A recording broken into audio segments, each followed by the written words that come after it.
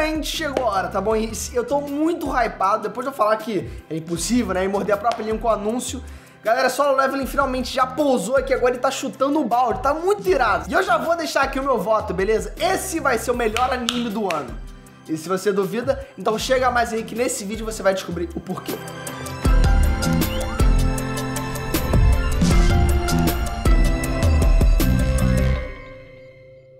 Ei, né, as Trunks, Breno aqui. E vamos falar a verdade, né, galera? Tem como você não ficar com hype? Uma das obras que eu mais tenho carinho finalmente virou anime. Sério, esse foi o primeiro manhwa que eu li na minha vida e, gente, foi o melhor de todos. Eu até dei mole, né, porque depois de você ler um manhwa tão bom, você não consegue nem pensar em outro que seja tão bom quanto Solo Leveling. Eu tô arrepiado só de pensar nas milhares de cenas badass que vai chegar. E não posso dar spoiler, mas, enfim. Tá bom. Vamos seguir aqui agora por partes, beleza? E nada mais justo do que começar com o que é Solo Leveling. Vamos lá, deixa eu explicar aqui. Solo Leveling é um manhwa, ou seja, uma série de quadrinhos coreana que estourou no mundo inteiro, né? Mangá é japonesa, manhwa é coreano. Bom, mas enfim, galera, o motivo de ter estourado no mundo inteiro são dois, beleza? Os visuais do manhwa são de cair o queixo e o protagonista é muito casca grossa. E eu não sei você, mas protagonista que é casca grossa, eu gosto. Nice. Já marca aqui o nome do protagonista, beleza? Que pra mim, na minha opinião, é o protagonista do ano. O nome dele é Sang Ji-woo, beleza? E ele é um caçador que ele tem um título de o caçador mais fraco da humanidade. Bom, enfim. E essa história aí do Solo Leveling conta como que esse cara ele vai simplesmente subir de nível, né, sozinho, e vai virar um exército de um homem só. Então bora agora ver se esse manhwa conseguiu fazer um salto aí pro mundo das animações, beleza? Mas antes você vai ter que se dar o like, se inscrever, né, fazer aquelas coisas do YouTube. Mas enfim, só vou pedir uma vez, tá bom? Porque eu quero muito falar de Solo Leveling. Vamos continuar. O anime, ele começa com muita cena caixa grossa, né? E por mim tá mais do que certo. Veja bem, beleza? Existe uma fórmula bem clássica em animes com sucesso, né? Os primeiros episódios, eles precisam usar tudo, né? Tudo que é possível e qualquer recurso pra mostrar qualidade o quanto antes. Ou seja, quando a gente pega um anime pra assistir, a ideia é que a gente já veja coisas interessantes o quanto antes, né? Que já prenda a gente. É o mesmo conceito com os vídeos shorts, né, o do TikTok, enfim, é pra ativar já a dopamina ali rápida mesmo e uau, o cérebro já tá engajado já. E adivinha? O início de Solo Leveling, galera, ele já mostra o que é conhecido como Ilha Jeju, que lança tanto o conceito principal da obra, que é o diferencial do Solo Leveling, né, e também apresentar o ápice de poder, que são os Ranks S. E vocês aí provavelmente vão falar, mas o Breno, o que Solo Leveling tem de diferente dos outros animes? E eu vou te responder, ao invés de ser... Não, tô brincando, enfim. Ao invés de ser um isekai qualquer, onde o protagonista ele vai no mundo de fantasia, né? A fantasia de outros mundos vai pra nossa Terra. Mas enfim, deixa eu explicar melhor aqui. Nessa cena inicial, a gente vê um local que existe no nosso mundo real sendo invadido por formigas gigantes. Enfim, e essas formigas são literalmente criaturas vindas de outra dimensão e que vão bater de frente ali com a humanidade. Normalmente seria beijinho, beijinho, né? Tchau, tchau pra gente. Não tem como realmente enfrentar um exército de formigas gigantes sem colocar armas de destruição absurdas, reais aí, nessa equação dessa batalha. E é aqui, galera, onde entram os caçadores, né? Além desses portais carregando criaturas perigosas, boa parte da humanidade ganhou uns ups, né? De força e velocidade. Alguns mais do que outros. Porque assim, a partir do momento que esses portais começaram a aparecer na Terra, a magia também começou a ser espalhada para os humanos desses portais. E esses humanos começaram a ganhar os poderes, né? Enfim, e esse é o que o show chama de despertar. Então o que a gente acaba vendo na tela são os humanos despertados e que, bom, enfim, por conta do despertar, conseguem ter super força, super velocidade e alguns podem usar magias para destruir ou para curar, enfim, curar coisas, né? Mas lógico, não é qualquer super força ou uma curinha normal aí que vai derrotar um exército de formigas gigantes, né? E é aqui onde entra os Ranks S.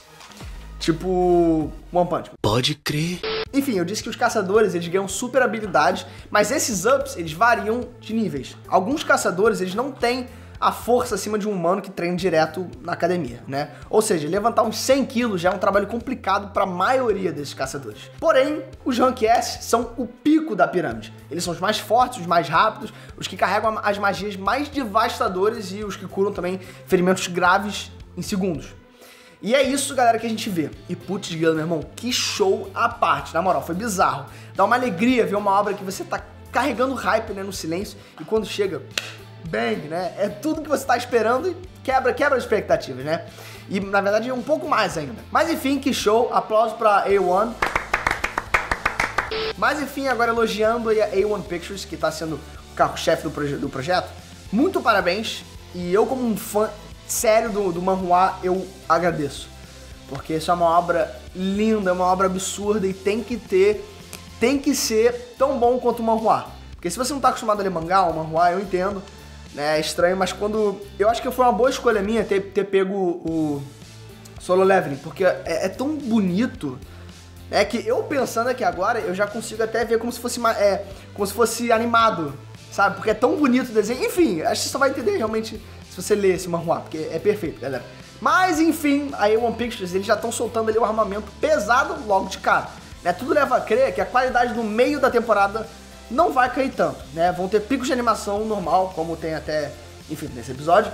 E cenas também pra tirar a gente da cadeira e vibrar geral junto, porque vai ser bizarro. Tem muitas caras também que o show ele apresenta pra gente do Rank S, mas a gente deixa isso lá pra frente, tá? Foco no time skip de 3 anos e na chegada do protagonista, que é o atual zero à esquerda, Sang Jin-woo.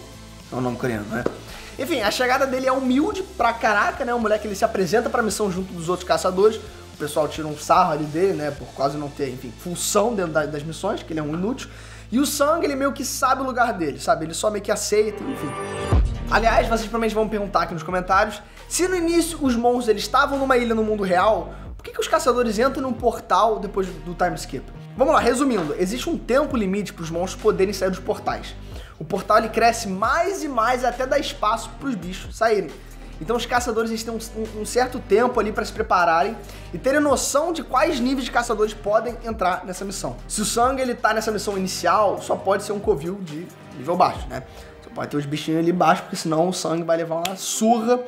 E bem, o Sang ele leva uma surra dos bichos fraquinhos, né? O que o show ele já deixa transparente que o Sang fica mega frustrado por ser fraco e literalmente não tem jeito. Depois do primeiro despertar, os caçadores eles costumam ficar naquele mesmo nível de poder pra sempre. Pô, pra você ter noção, o próprio Sang ele diz que a espada que ele comprou foi tudo que deu pra pegar com o dinheiro que ele tinha, né? E essa espada não conseguia matar um Goblin. Enfim, isso é uma sacanagem, tá? Já dá pra sentir a empatia ali logo de cara pelo Sang Jin-woo.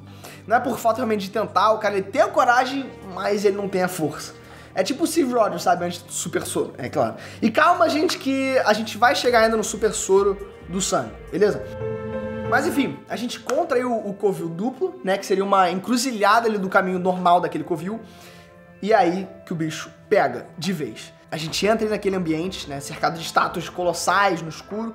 E pode crer que tem caroço nesse angu aí, beleza? Eles leem o enigma, o portão fecha e a treta, galera, começa. É uma machadada ali já e Vral, né? Arrasta pra cima o caçador rank D com um golpe só.